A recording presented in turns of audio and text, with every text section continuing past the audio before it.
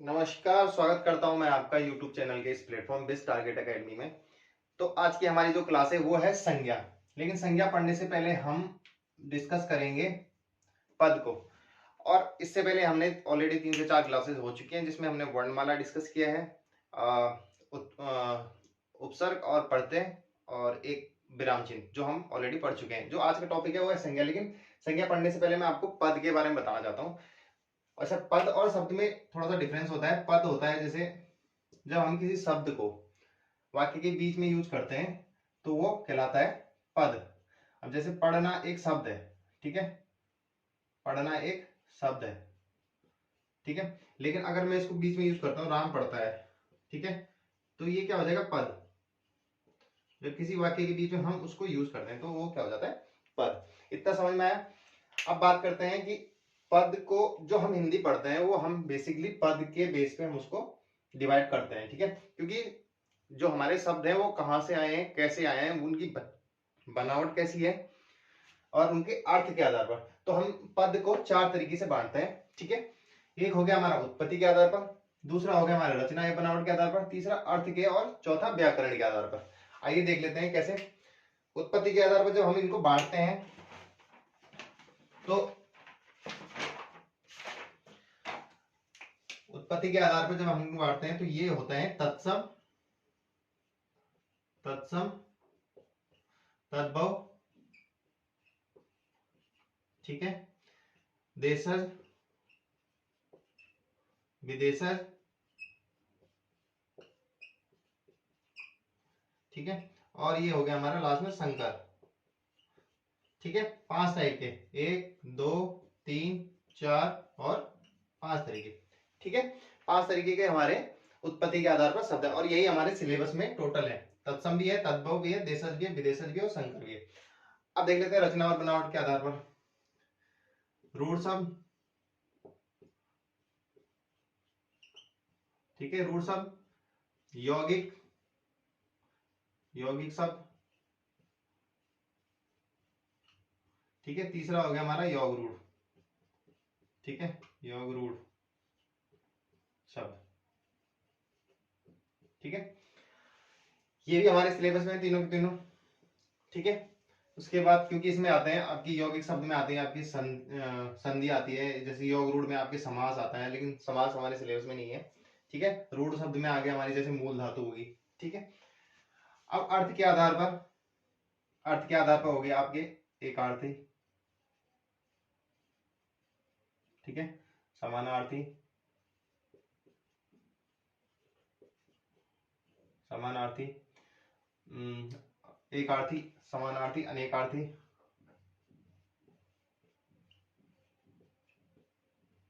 अनेकार्थी और पर्यायवाची, पर्यायवाची और एक और विलोम, विलोम शब्द, ठीक है। ये सब हमारे सिलेबस में है, ठीक है, ये सब हमें पढ़ने हैं।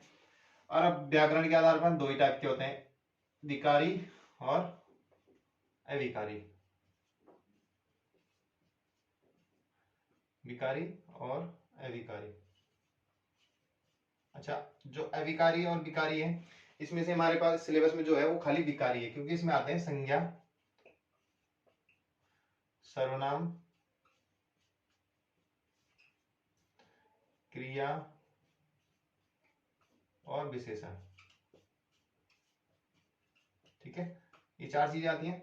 अविकारी में आती है क्रिया, विशेषण, ठीक है, ये सब आते हैं, 4 चीजें आती है इसमें, ठीक है, क्रिया विशेषण।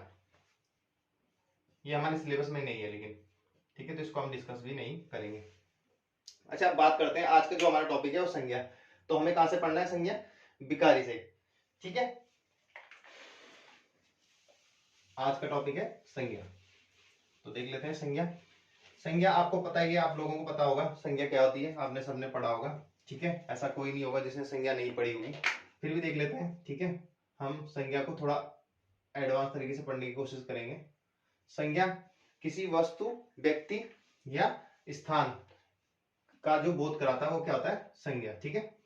किसी वस्तु, स्थान या किसी व्यक्ति, वस्तु व्यक्ति, वस्तु या और स्थान का बोध कराता है, स्थान का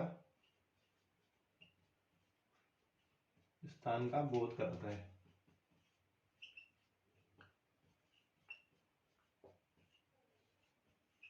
ठीक है, बोध कराता है, तो वो क्या होता है, संज्ञा। अब संज्ञा का वर्गीकरण करते हैं। संज्ञा का वर्गीकरण हम 4 तरीके से करेंगे। वैसे जनरली हमने जो पढ़ा है संज्ञा, वो हमने 5 टाइप की पढ़ी है। व्यक्तिवाचक, जातिवाचक, समूहवाचक, द्रव्यवाचक और समूहवाचक। ठीक है, भाववाचक, 5 टाइप की पढ़ी है। लेकिन आज हम थोड़ा एडवांस तरीके से पढ़ेंगे, वर्गीकरण करेंगे हम अलग अलग टाइप से, 4 टाइप से। ठीक है, 4 टाइप से हम इसका वर्गीकरण करेंगे। 4 टाइप से कैसे कैसे? ठीक है, देखिए पहले प्राण के आधार पर, प्राण के आधार पर। ठीक है, दूसरा पढ़ेंगे हम गणना के आधार पर।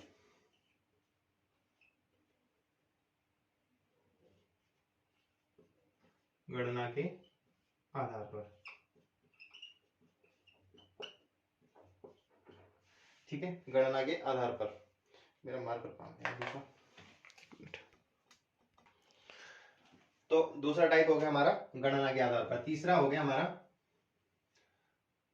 व्युत्पत्ति के आधार पर। ठीक है, व्युत्पत्ति के आधार पर।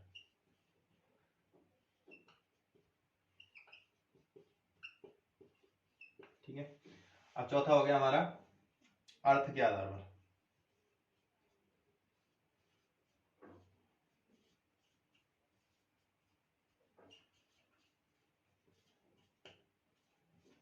ठीक है, तो ये हमारे 4 टाइप से हम संज्ञा को विभाजित करेंगे।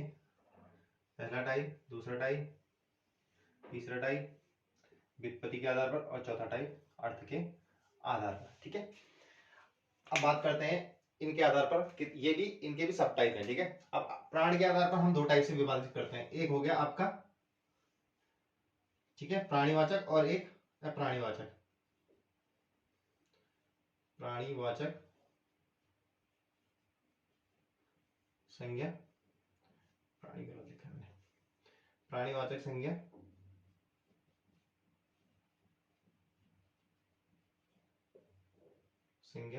दूसरा अप्राणीवाचक।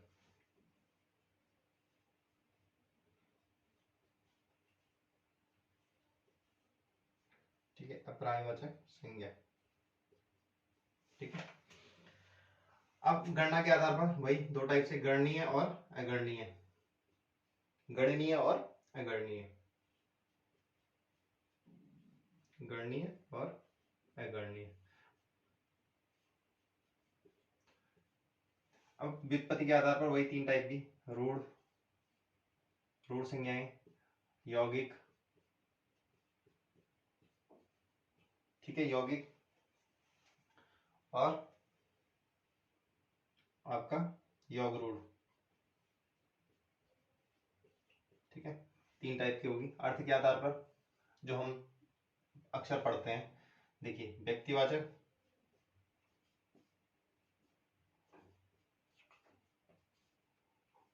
ठीक है, दूसरा जातिवाचक,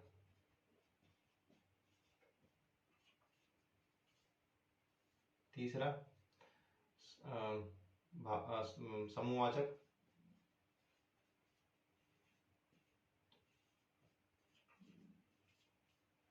चौथा द्रव्यवाचक और 5वां भाववाचक। ठीक है, ये जनरली हम पढ़ते हैं। ठीक है, तो ज्यादा डिटेल में नहीं जाएंगे, बस इनको देख लेते हैं फटाफट। देखिए प्राणीवाचक और अप्राणीवाचक आपको पता ही है। प्राणीवाचक जिनमें प्राण होता है, जो चल फिर सकते हैं, और अप्राणीवाचक जो जिनमें प्राण नहीं होता है। तो इनमें एक चीज और है, जो चल फिर सकते हैं वही प्राणीवाचक में आएंगे, इसमें पेड़ नहीं आते। ठीक है, प्राणीवाचक में हो गया जैसे मनुष्य हो गया, ठीक है, जानवर हो गया।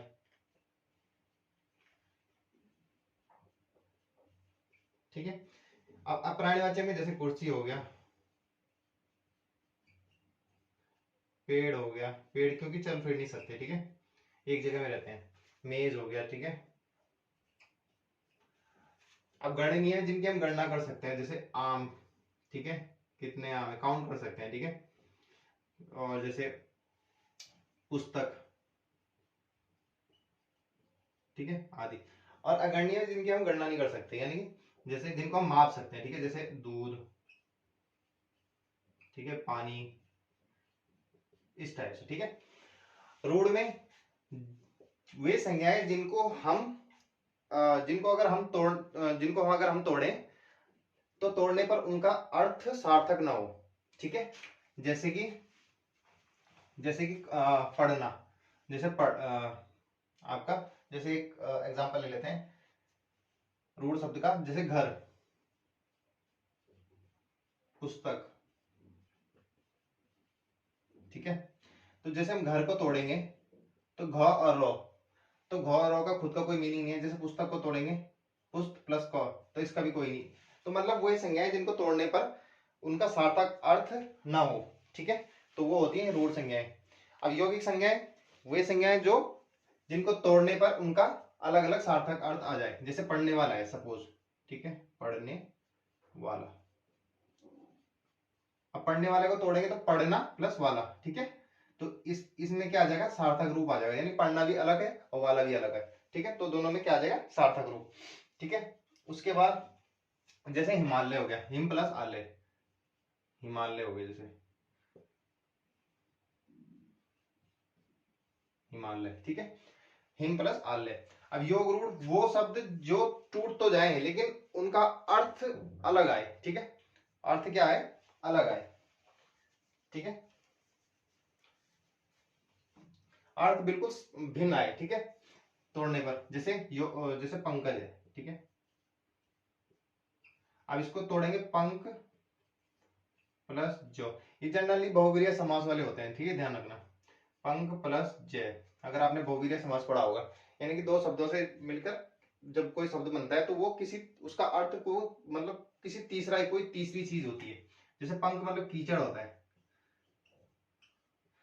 जो मतलब जन्म, तो यहाँ पे अर्थ होना चाहिए कीचड़ में जन्मा, लेकिन यहाँ पे इसका अर्थ कीचड़ में जन्मा हो गया, इसका अर्थ होता है पंकज का अर्थ होता है कमल, ठीक है। अगर हम इनको जोड़ें तो कीचड़ में जन्मा, लेकिन कीचड़ में जन्मा इसका अर्थ नहीं होता, इसका अर्थ जब ये इसका निकाला जाता है तो ये कमल, कमल का पर्यायवाची होता है, ठीक है, क्योंकि कमल किसमें जन्मता है, कीचड़ में, तो ठीक है। अब बात करते हैं व्यक्तिवाचक। आपको बताया कि किसी स्पेशल व्यक्ति के नाम को, जैसे कि राम, श्याम, या फिर जैसे कोई आम है, लेकिन आम एक जाति हो जाएगी क्योंकि आम के भी भिन्न भिन्न नेम है, जैसे चौसा आम हो गया, ठीक है। तो इसी टाइप के चौसा आम क्या है, वो व्यक्तिवाचक है, लेकिन आम बोलेंगे तो वो जातिवाचक है क्योंकि वो किसी जाति का बोध करा रहा है। जातिवाचक जो किसी जाति का बोध कराता है, जैसे पुलिस हो गया, नहीं पुलिस नहीं, जैसे पक्ष मनुष्य हो गया, तो मनुष्य मनुष्य जाति का बोध कराता है, ठीक है। जैसे पशु हो गया, तो पशु में बहुत सारे आते हैं, जैसे गाय, भैंस, बकरी। ऐसे मनुष्य में भी बहुत सारे आते हैं भाई, जैसे मैं हूं, आप हो, ठीक है। अगर हम पर्टिकुलर मैं अपने नाम की बात करूं तो मैं व्यक्तिवाचक में आ गया, और मैं अगर मनुष्य बोलूं तो जातिवाचक में आ गया, ठीक है। अब समूहवाचक, समूहवाचक में आपका एग्जाम्पल हो गया, जैसे पुलिस हो गया, दल हो गया, आपका सेना हो गया, ठीक है, जो किसी एक समूह का बोध कराती है, ठीक है, जहां पे ग्रुप, यानी कि देखिए व्यक्तिवाचक में मैंने बताया अभी आपको, जैसे राम श्याम हो गया, ठीक है, राम श्याम, लेकिन यहाँ पे मैं नदी नहीं बोलूंगा, जैसे नदी जैसे मैं गंगा बोलूंगा तो गंगा एक ही है, ठीक है, तो ये व्यक्तिवाचक हो गया। मैंने बताया था चौसा आम, ठीक है, चौसा आम, तो ये व्यक्तिवाचक हो गया। अब जैसे मैं बोलूंगा आम, आम बोलूंगा तो ये जातिवाचक हो गया, ठीक है। और जैसे मैंने बोला अभी जातिवाचक में मनुष्य, ठीक है, मानव जाति। समूहवाचक में बताया था अभी सेना, जहां पे एक हमें समूह का पता लगता हो, समूह, पुलिस, ठीक है। जैसा अब बात करते हैं द्रव्यवाचक की। द्रव्यवाचक में वो चीजें जिनको हम माप तोल सकते हैं, ठीक है, जिनकी गिनती नहीं कर सकते लेकिन हम उनको माप सकते हैं। मैंने बताया था ना यहाँ पे, जैसे दूध, जिनकी गणना कर सकते हैं वो हमें, जैसे आम हो गया, पुस्तक हो गया, लेकिन जिनकी गणना नहीं कर सकते ये होती है द्रव्यवाचक, ठीक है, दूध और पानी, दूध पानी, ठीक है। अब बात करते हैं भाववाचक की, जहां पे भाव, लड़ना क्या है, एक भाव है, ठीक है। हंसना क्या है, एक भाव है, हंसना, लड़ना, ठीक है, ये क्या है, भाव है। तो ये होगी हमारी अर्थ के आधार पर। लेकिन अब बात करते हैं कि क्वेश्चंस कैसे आता है, ठीक है, क्वेश्चंस कैसे आता है, वो उस पे ऊपर बात करते हैं। तो क्वेश्चन में दे देगा कि कोई वर्ड दे देगा, बताएगा, पूछेगा कि ये कौन सी संज्ञा है, ठीक है। जैसे कि जैसे मैं बोलता हूं कि गोस्वामी, ये कैसी संज्ञा है। अब देखने में तो लगता है कि गोस्वामी, ठीक है, ये एक जाति है, लेकिन गोस्वामी एक जाति भी है,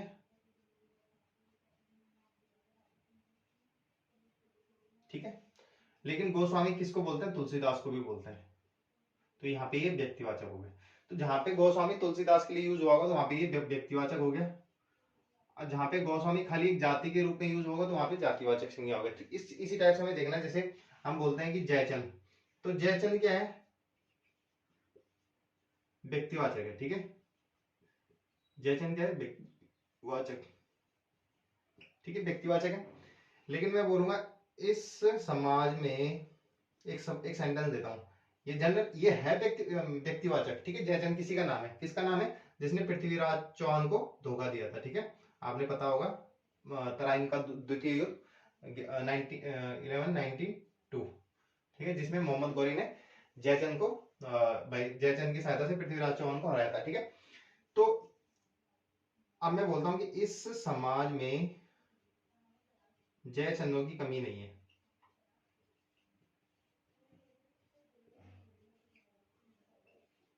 कमी नहीं है, ठीक है।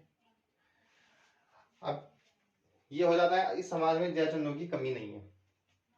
तो यहाँ पे जयचंद आ रखा है तो हम क्या लगा देंगे, व्यक्तिवाचक। लेकिन व्यक्तिवाचक नहीं है ये, क्योंकि यहाँ पे ये एक जाति का बोध करा रहा है। जाति का बोध कैसे करा रहा है, कि ये कह रहा है आपको एक जयचंद का आपको एक वो दे रहा है, क्या हिंट दे रहा है कि भाई ये जयचंद, इसको इंडिकेट कर रहा है कि जयचंद मतलब एक उसका जो नेचर है, जो उसने धोखा दिया था, उसी टाइप के लोगों की कमी नहीं है। तो ये जाति का हो गया, ठीक है, जयचंदों की कमी नहीं है। तो इसी टाइप से क्वेश्चन पूछे जाते हैं। बाकी हम डिस्कस कर लेंगे प्रैक्टिस साइड में, जितने भी प्रीवियस ईयर क्वेश्चन है वो हम डिस्कस करेंगे व्हाइट बोर्ड पे यहीं पे, और प्लस पीडीएफ, ठीक है। साइड में आपकी पीडीएफ आती रहेगी और मैं यहाँ पे आपको वो एक्सप्लेन भी करता रहूंगा, ठीक है।